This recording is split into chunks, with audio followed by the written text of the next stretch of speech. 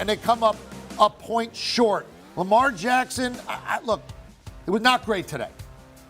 It had the touchdown at the end, only one that they had. Roethlisberger looked okay. Najee Harris just seemed to, you're not going to run much on the Ravens. They gave it to him 21 times. They got it up there trying to get, but I mean, that's 3.5 yards a carry and a cloud of dust. As mentioned, Watkins caught the touchdown, and Deontay Johnson had 2 touchdowns for Pittsburgh, who now goes to 6-5-1. Baltimore drops to 8-4, still atop that division. CBS Sports HQ, presented by Crown Royal. This season, Crown Royal supporting the local communities that service off the field at kickoffwithcrown.com. With Jonathan Jones, Brian McFadden, I'm Eric Casillas. All right, you score. It's 20-19. There's a few seconds left. You can go for the 2 to win or lose, or you can kick the point with Justin Tucker and go into overtime. I'm on record, and then I'm going to let JJ take the other side, and then you're going to go and finish it. I'm going to kick the point, and I like going for 2 here, but I'm going to kick the point. Yep. I have Lamar Jackson. I have the momentum. I have Justin Tucker. I have Ben Roethlisberger, who's been out there all day on the other side, and I got a kicker that just kicked one sideways on an extra point. I feel like I'm the favorite if I get into overtime, and I'm only 50-50 to win or lose if I go for it. With the greatest kicker of all time, an electric quarterback who's a unanimous MVP, and all the momentum, I don't understand why you wouldn't kick it there. JJ. I'm going to explain why you don't kick it there. You got 2 yards to win the football game. We all agree if they get it, which it's a 50-50 proposition, maybe even better than that because of all the things you just said about how great Lamar Jackson is, especially in that short yardage situation, especially how he can run and especially how he can pass. And then you have Mark Andrews. They had the play. We're not going to disagree that they didn't have the play. They missed the play, but they had the play. But regardless of that, the fact is that the Baltimore defense, as stout as we know them to be over the last several years throughout the course of this season, in the previous 3 possessions for the Pittsburgh Steelers, they ended in a touchdown and a field goal and a touchdown. That was their previous 3 possessions. Defense couldn't stop them.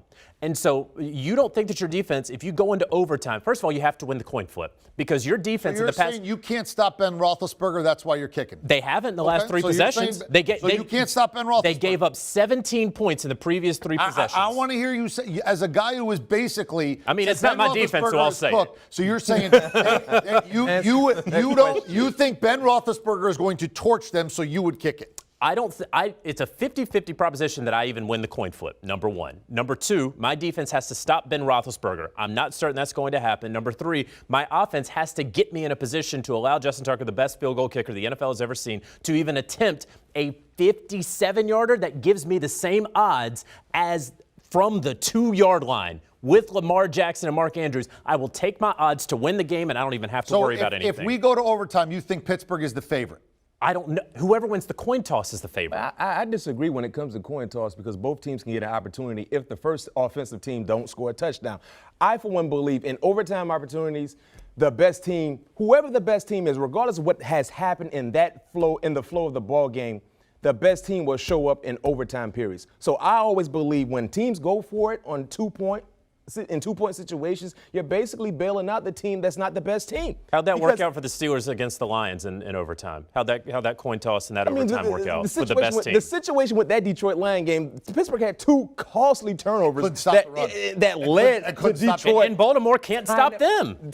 I feel like in overtime, it's basically my quarterback versus your quarterback. And I know Lamar Jackson wasn't at his best today, but even when he's not at his best, he's better than Big Ben. Hasn't been his best in the past month either. But we're just talking about an overtime opportunity. When I saw Baltimore, and I'm rooting for the Pittsburgh Steelers, when I saw Baltimore decide to go for it, I, for one, was happy because now it's a 50-50 chance you win or you lose. In overtime, you have more opportunities. Number 1, if the Pittsburgh Steelers win the coin toss, what happens if they go 3 and out? Now you have Justin Tucker, one of the best kickers on your side, with an opportunity to have favorable field position. Me personally, when they went for it, 50-50 shot, had a play, but that's why it's 50-50 because you got to execute. Yes, but in overtime, it's safe to say you have more opportunities. I would have maybe if I were making the line for Caesars, I would have favored Baltimore in overtime.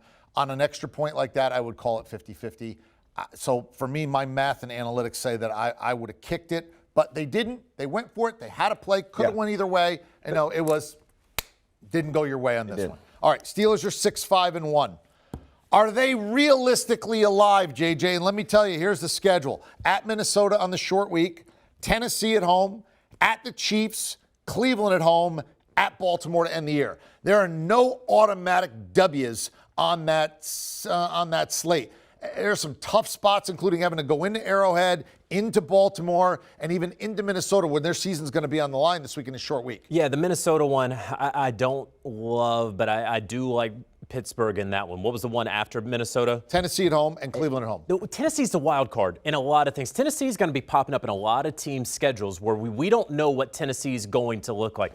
Is Ryan Tannehill going to turn the football over 3 or 4 times, or are they just going to play a consistent game like they did when they were winning 5-6 straight? So I don't know how much I believe or disbelieve in the Tennessee Titans to make a fair assessment about them. I want to see what they look like coming out of the bye. Here's the 2 things I want to know. Does 9-8-1, does that tie function like a win or loss? You know what I mean? Like we've been saying, if 9-8-1 doesn't get them in, I don't think they're getting in. You know why it functioned as a loss? Because the team you tied against was the Detroit. No, but I'm saying the way it works with playoff teams. You need 10 wins. Right. Yeah. But are we going to get 7 teams that have 10 wins? Because if we don't, then the tie functions as a win. The good thing, you know what I mean? If we get 6 teams with 10 wins, it's a win. If we get 7 teams with 10 wins, it's a loss. So I want to see if that functions as a win or a loss. And then the second thing is I really do think it's going to come down to this Thursday. You win at Minnesota, you're going to get to 9 wins. In the final 4 games, they have to go 3-1.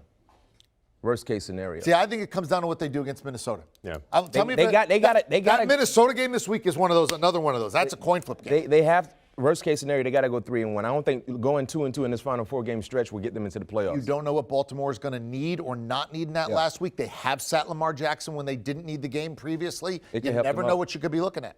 I mean, right now in the AFC, there are quite a few teams that have 5 losses. I mean, you got Cincinnati, you got Pittsburgh, you got the Chiefs. You got the Chargers, you got Broncos. So there are a lot of teams that have. I want to see 7 teams have 10 wins. I think if they get to 9-8-1, they're going to get in. I think so too. And I think they have to beat Minnesota. They're not getting to 9-8-1. Well, we're going to find out Thursday. That's right. It's going to be a very interesting game.